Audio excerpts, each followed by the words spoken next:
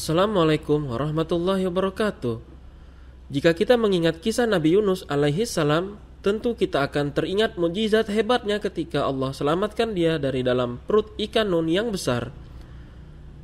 Nabi Yunus terus berdoa selama 40 hari di dalam perut ikan terbesar di lautan tersebut. Selama 40 hari berdoa dalam perut ikan yang gelap, Allah pun mengeluarkan Nabi Yunus dengan selamat. Nabi Yunus mampu selamat karena mukjizat yang diberikan Allah. Tentu saja tidak ada bukti ilmiah secara sains bagaimana proses keluarnya. Namun bagi orang beriman wajib percaya dengan kisah tersebut. Apalagi kisah tersebut ditulis di dalam Al-Quran, kitab suci yang kekal sampai akhir zaman. By the way, bagaimana jika kita sebagai manusia biasa ditelan paus biru yang besar? Kira-kira apa yang akan kita alami? Oke, pada video kali ini Abbas Education akan membahas hal unik tentang bagaimana jika manusia ditelan ikan paus. Sebelum lanjut ke videonya, kami ingatkan jangan lupa klik subscribe ya. Ayo kita rame-rame membawa channel ini untuk memberi hiburan dan pengetahuan bagi semua. Oke? Ukuran kerongkongan paus biru ternyata kecil.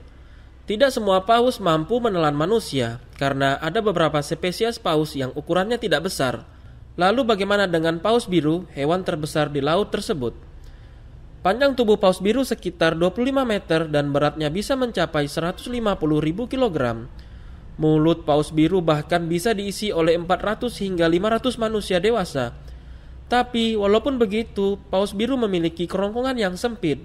Itulah sebabnya makanan utama dari hewan besar ini adalah plankton dan hewan-hewan kecil, supaya mudah masuk melewati kerongkongannya. Gigi paus ternyata tajam. Secara teknis, ditelan ikan paus dan hidup di dalam tubuhnya memang tidak dapat diterima secara ilmiah. Jika kita saat ini sedang berenang di atas laut dan ada spesies paus sperma yang datang mau menelan kita, kemungkinan kita akan langsung terbunuh.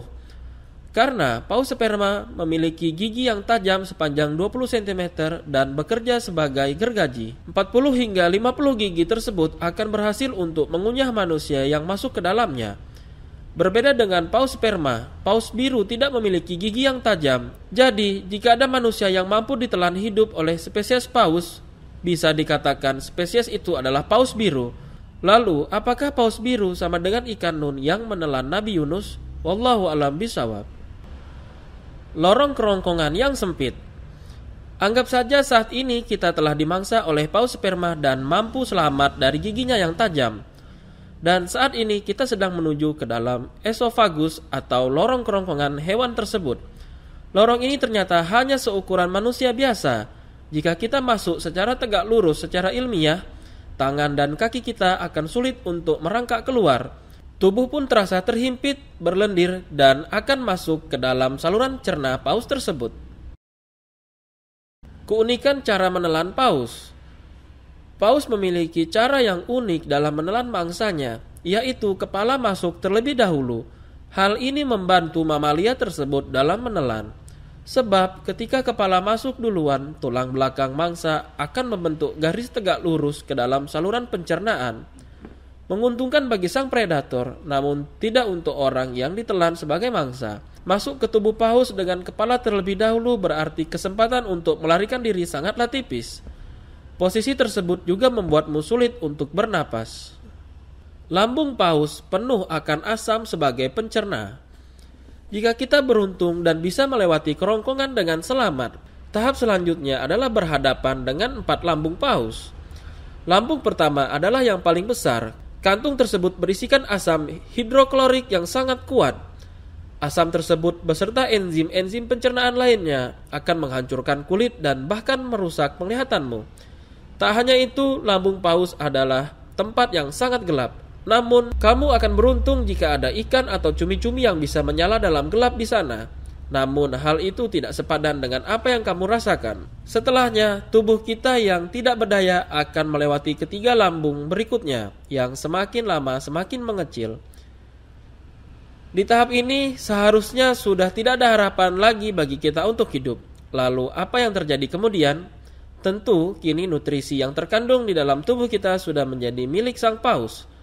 Kita mungkin telah diubah menjadi energi baginya untuk beraktivitas. Namun, paus tidak bisa mencerna semua bagian tubuh. Tulang, rambut, dan kuku yang tersisa, ketiganya akan dikeluarkan dalam bentuk kotoran. Apakah ada kemungkinan bagi kita dimuntahkan seperti di film fiksi? Banyak orang membayangkan bahwa manusia yang masuk ke perut paus bisa selamat ketika dikeluarkan sebagai muntahan. Namun ada beberapa hal yang membuat anggapan ini keliru.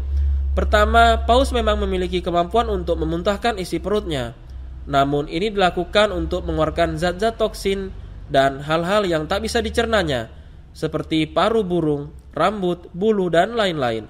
Muntahan tersebut dinamakan ambergris. Kedua, perlu diketahui pula bahwa ambergris sebenarnya tidak keluar melalui mulut seperti yang kamu bayangkan.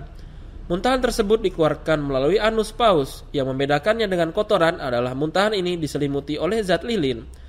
Berikutnya, paus tidak pernah memuntahkan mangsa yang masuk ke dalam perutnya, terlebih lagi secara utuh dan masih bernyawa. Kecuali jika tubuhmu kecil seperti plankton, kamu masih bisa keluar dari sela-sela gigi paus sebelum mendarat di dalam lambung mereka. Kemungkinan ditelan paus pasti sangatlah kecil. Jika menimbang kemungkinannya, paus sebenarnya tidak memangsa manusia. Pernah ada kasus di mana paus menyerang dan bahkan membunuh manusia, namun mereka tidak mengkonsumsinya. Jadi, kemungkinan untuk ditelan paus memang ada, hanya saja sekarang ini kita berada di lokasi yang jauh dari habitat mereka.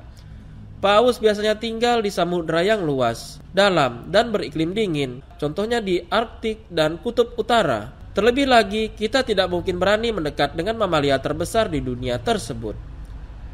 Demikian informasi kali ini, sampai jumpa di video selanjutnya. Wassalamualaikum warahmatullahi wabarakatuh.